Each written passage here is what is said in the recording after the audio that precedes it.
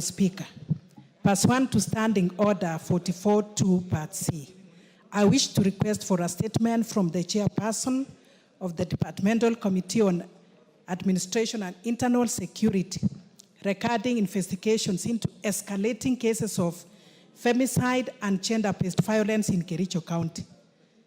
Honorable Speaker, Article 26 of the Constitution guarantees the inalienable right to life to every person, regardless of age, gender, and social status.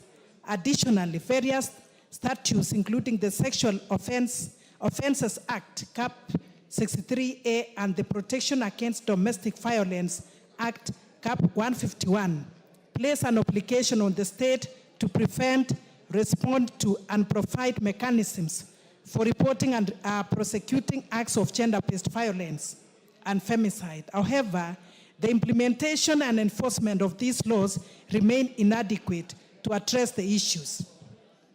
Between July and September 2024, there were 62 reported cases of gender-based violence and femicide in Kericho County.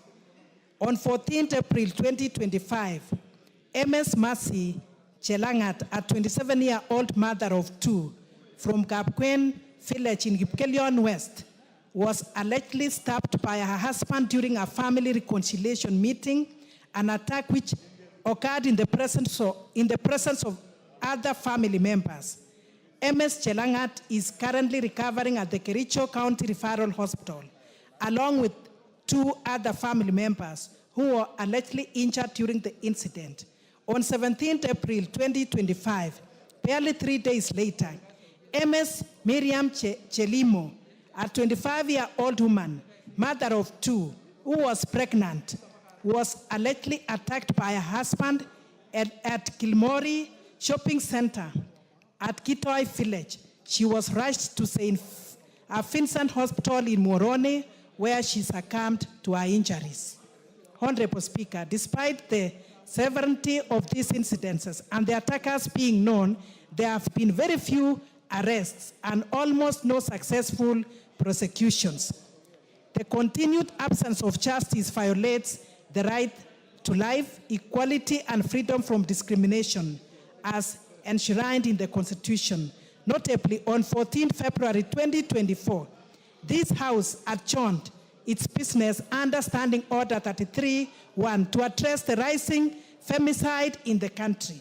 Additionally, a consultative meeting between the President and the women leaders from across the country culminated in the launch of the Commercial Duluma campaign in January 2025 to address the rising cases of femicide and GBV in the country.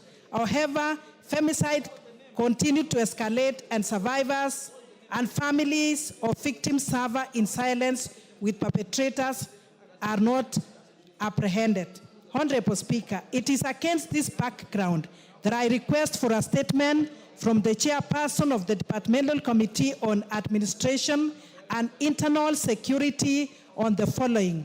1, the current status of investigations into the reported femicide and GBV cases in Kericho County, particularly the attacks on MS Mercy Chelangat and MS Miriam Chelimo. 2, a report on the number of reported femicide and GBV cases between July 2024 and April 2025, including steps being taken by the ministry to ensure all reported cases of femicide and GBV in Kericho County are fully investigated and prosecuted without undue delay, and indicating the reasons for the low rate of arrests and prosecutions in the Kericho County cases. Honorable Speaker, I thank you.